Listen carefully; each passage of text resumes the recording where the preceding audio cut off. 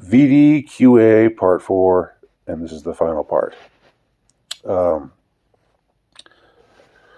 Justin Fisher asks, if you could pick the brain of any dead writer, who would it be?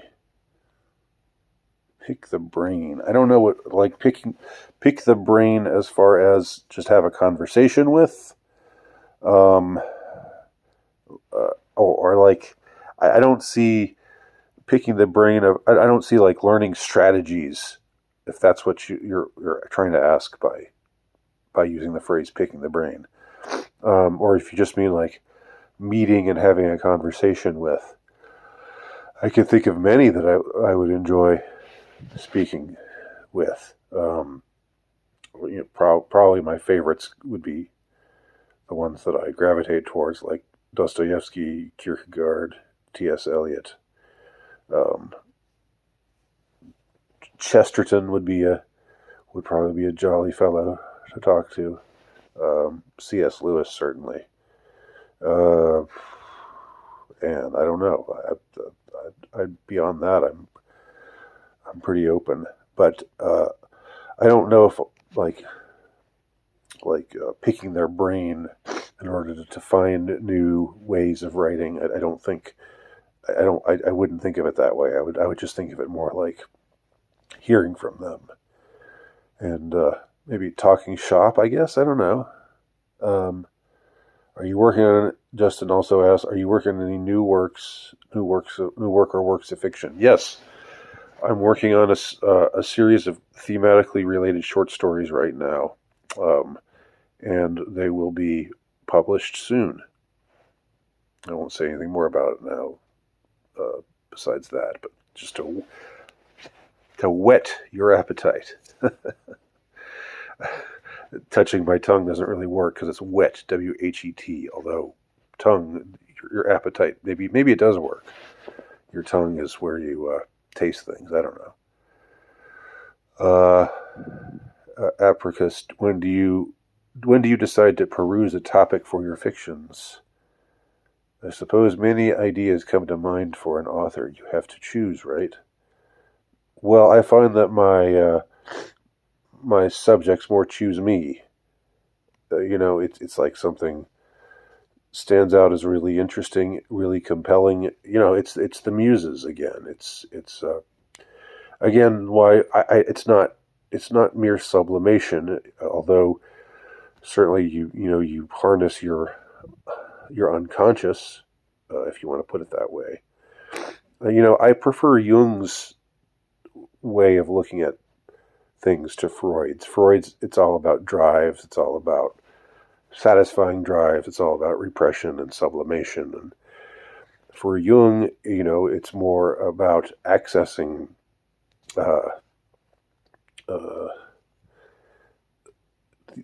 aspects of yourself, and that there are, like, it's not just gross, guttural, materialistic. Go following your loins in some way or other because you didn't get to fuck your mom and kill your dad. So yeah, the topics choose me, and then I put myself at their disposal, I suppose would be how I would say it works. Armored Ghosts asks, what's the edgiest t-shirt you've ever worn in public?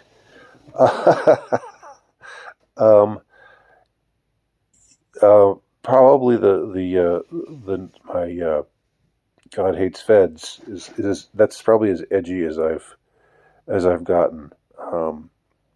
I like the idea of wearing a t-shirt that makes some kind of declaration like that. I like the idea of just wearing that around. At the same time, part of me doesn't want to be noticed and doesn't want to be scrutinized and doesn't want to make himself the center of attention. So it's a double-edged sword. I want to be a provocateur, but at the same time, I want to just fade into the background. Obviously, those two things are are conflicting. So I often put myself in situation, like the provocateur in me makes myself do things, whether it's wear a T-shirt or, I don't know, say something or do something, and then I find myself in the uncomfortable position of being the center of attention, which part of me likes, but part of me really doesn't like. That's way more than you asked. But it's what's your question about the edgy T-shirt, the whole edgy T-shirt thing brings to mind. Will you do any more videos singing 80s tunes to the FBI? I don't know if I'm going to do any more videos where I sing. Uh, that that was that was an interesting phase, but I don't know if I'll feel the desire to do that again. But we'll see. I'll leave the possibility open to that and to other things. Do you see escalating tension, Armored Ghost again, do you see escalating tension between the Unbodged and the Branch Covidians in Georgia?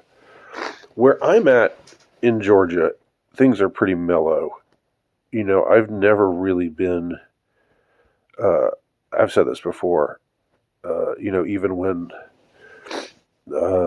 things were more, when the mask thing was more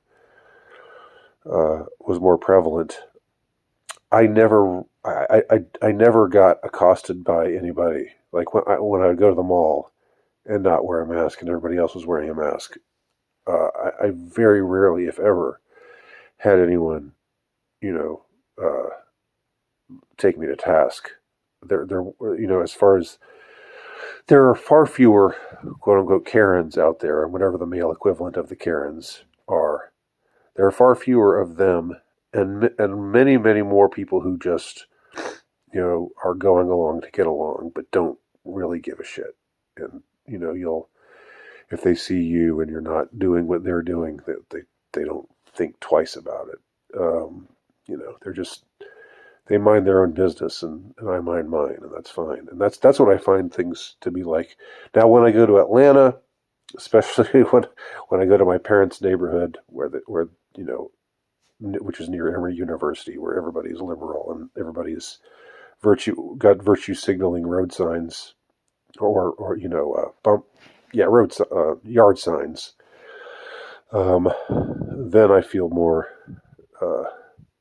like at odds. And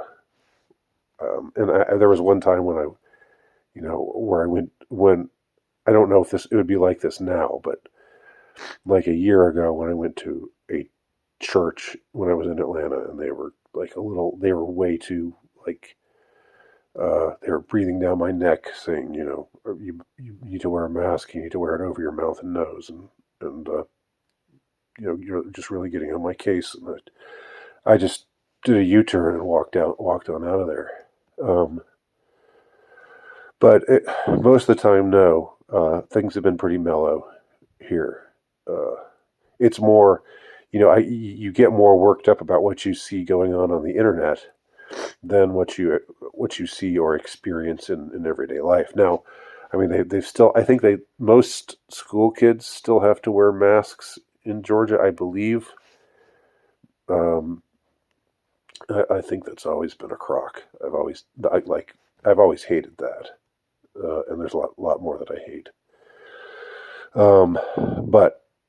But again, that's more what comes up from paying attention to what people are saying on social media, and less from just everyday life. Armored Ghost has a few more questions here. Is romance a lie? I don't think romance is a lie. I think it's real. But is it something? Is it something that's enduring? Is it something that's necessarily good? That's the real question. That's and I don't think the answer is I don't think there's any one answer. It kind of all depends. But is it a lie? I mean, I don't think so. I think it's real. I think it happens. Uh, okay, two more questions. Armored Ghost, do you think most people are best off marrying young? Well, that was the way that they used to do it. Like by young, like even my parents, they got married when they were in their early 20s. So like just out of college. Um, and that used to be the norm. Um,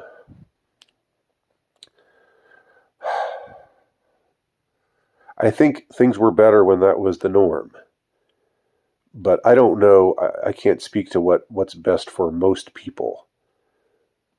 Um, I guess when it's the norm, you you know and when divorce is discouraged, you know, and you have and monogamy is upheld, uh, then people do people are more inclined to make sacrifices, even if they're, or to do what has to be done to be uh, to stay in their relationships, to stay in their marriages, uh, and to keep their families intact.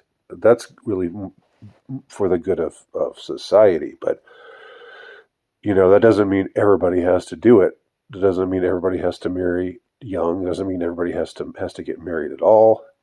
Uh, you know, there's no one size fits all mentality, and that's why I don't like people who just go out there and just say, do this, do that. You need to marry young. You need to, if you're a woman, you need to stop thinking about a career and just start looking for a husband and start having white babies because of demographic decline.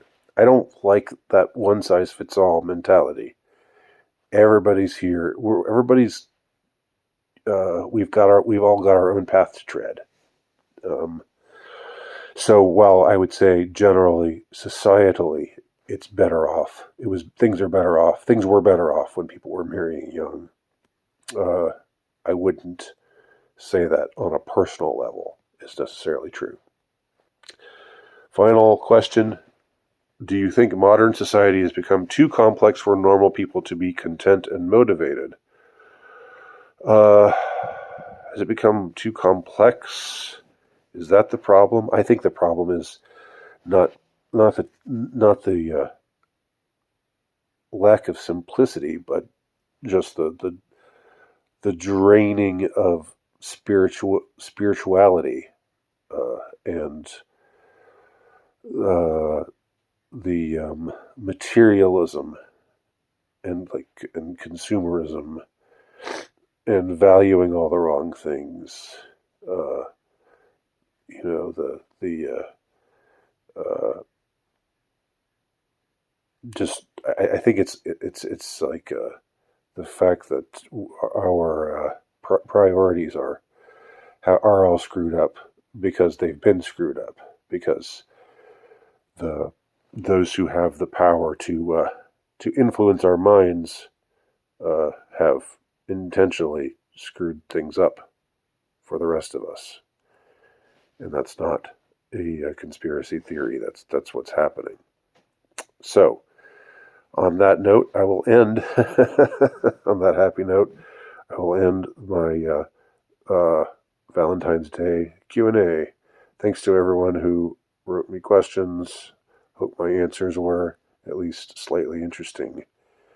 And have a great 14th. Every day the 14th. Just like Andre 3000 said. Talk to y'all soon.